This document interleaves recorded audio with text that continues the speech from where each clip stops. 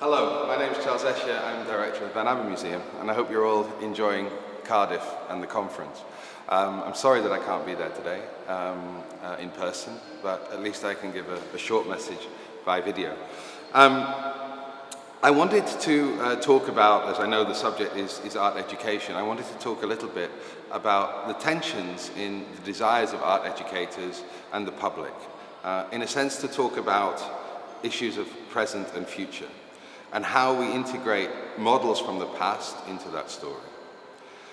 This room, which you've just seen, which I just walked through, is a recreation of a radical display of the Sao Paulo Collection by Lina Bobardi in 1968.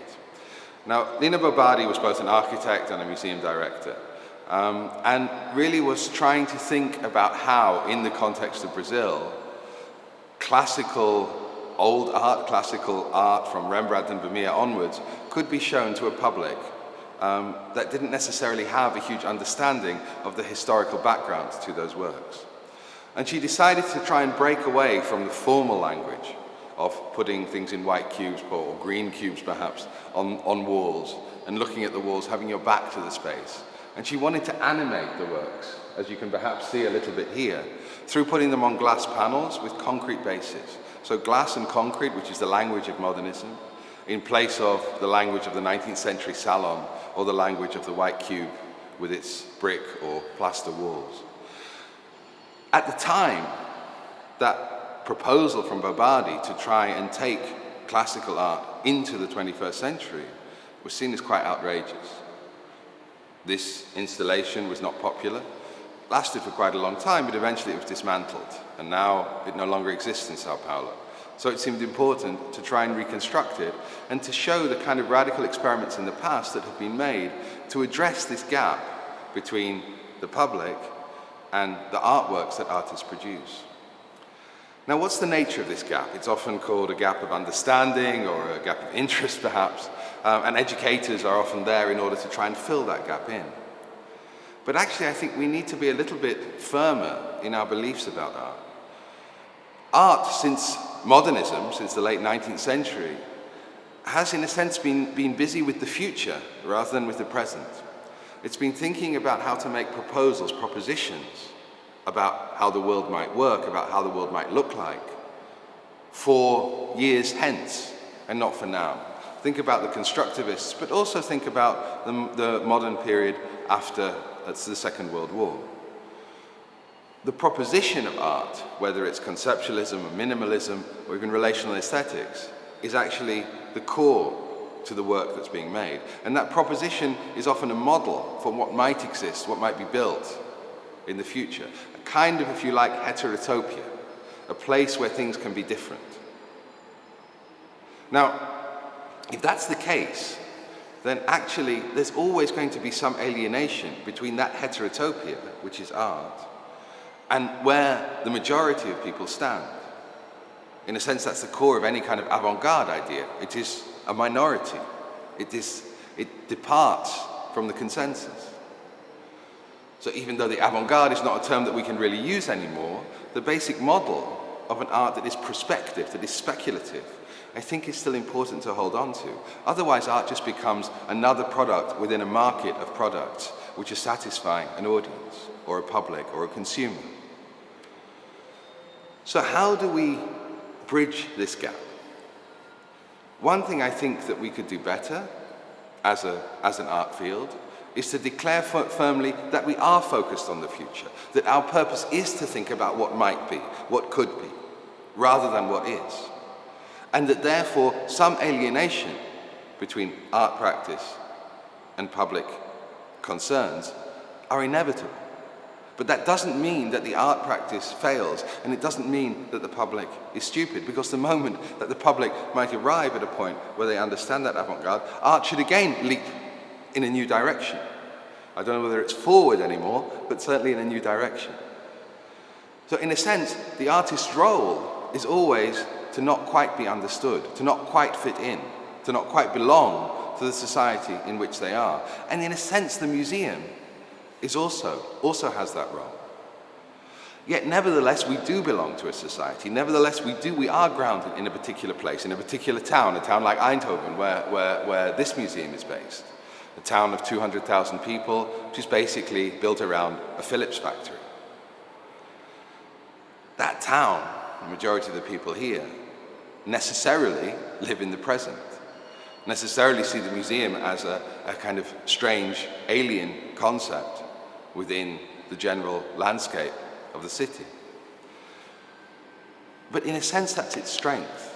Its very strangeness is what might attract certain people to be inspired to think about the future.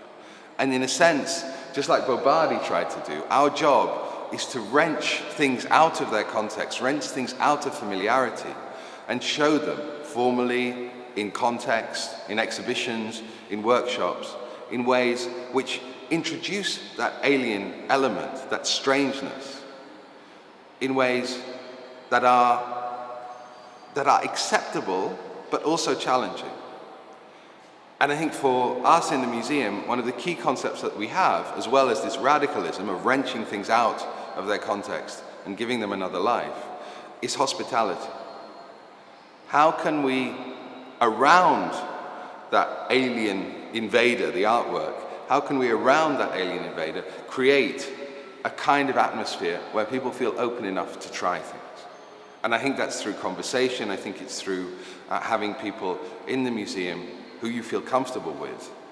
But it's also through providing an environment, hopefully like this, which is actually fun to be in, where you can pretend, as I just did, to be a painting rather than be a human being. Now that process, as it develops, builds, I think that's our experience, a small group of people who are really committed to the institution locally. And it's on those group of people that we have to build. And I think more dialogue with those people, that is for us also important, but I think for many museums, more dialogue with that small group of people that want to come on the journey of the museum, want to come on the journey of art, is actually very, very important. And if they want to come on that journey, then we have to stay true to our vision of the future, to our vision of what the world could be or might be, and support the artists who want to express those things. So I suppose one more thing maybe. You probably know that we as an institution are asked a number of times in the recent past to, in a sense, behave like an artist almost in biennials. We're invited to make a presentation, often of the collection. And there we work in different environments, from Bordeaux to Istanbul to Moscow in the near future. And one of the exhibitions that we did was in Kosovo, which has a national gallery, a new national gallery, because it's a new nation, a bit like Scotland and maybe Wales will be one day. And in Kosovo, we needed to tackle a completely different kind of gap, maybe more the kind of gap that Bobardi was dealing with in 1968 in Sao Paulo. And we did that through various means, but I want to show you the title of the exhibition, which is this. Because we wanted in that exhibition really to address that idea of beauty, which is, in the main, people's expectation of art. And through addressing that idea of beauty, through giving, in a sense, something that they expect, we could bring them to another understanding. And I have to say that if you look on Facebook or you look on some of the websites, I think that it's worked extremely well, and I'm very proud of that exhibition, because it also felt like it made a difference in the cultural field in Kosovo, in Pristina, that we were able to bring people together that hadn't been together before, and maybe able to offer a kind of modern or contemporary view of the world, to produce, if you like, a place beyond what the regular expectations of a state which is not really recognized, which is still in some way at war, can expect, and the public can expect. So those challenges are very interesting for us. Yeah? They're very interesting to go to different audiences. But back in Eindhoven, we have that core group of people around us who we try and build out from. And those core group of people are often our volunteers, are often people who are intimately involved in the museum, as well as others who support us either financially or simply through their presence and their commitment to what we're doing. That's the group that I want to serve, in a way. That's the group that I want to take on a journey and also to accompany me on a journey and to see where we go. And so my question is, can we as a cultural field, given the failure of politics, we can say, in the last 20 years, to offer any new possibilities, given the failure of economics in the last 5 years to offer any new possibilities, but still their repetition of it has to be the same as it was before, can we in the art field stand up and say, besides politics and besides economics, there are other values, there are cultural values, and those values are maybe the ones on which we can build a new future, a future which isn't as rich, which isn't as democratic perhaps, because democracy doesn't seem to work very well these days, but nevertheless is a future that we can enjoy, a future which we can celebrate, a future which we can look forward to. I think that's a message which living in the Netherlands feels very, very urgent for people. There's so much pessimism around, I think in Western Europe in general, understandable pessimism.